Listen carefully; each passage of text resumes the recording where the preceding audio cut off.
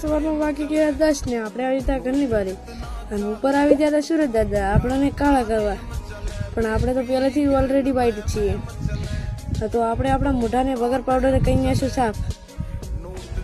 હવે આપણે જવાનું હતું બારી, એટલે ખેતરમાં જવાનું હતું, એટલે આપણે નાખી છે ઘરની બારી ફટોફટ.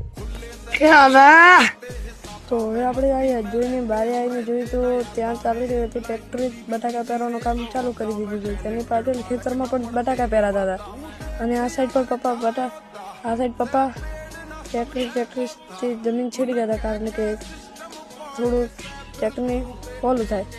અને ત્યાર પછી તો આપણે થોડા ટ્રેક્ટરની આગળ હમા ગયા. ત્યાર પછી આપણે તે થોડા ખેતરમાં આગળ ગયા.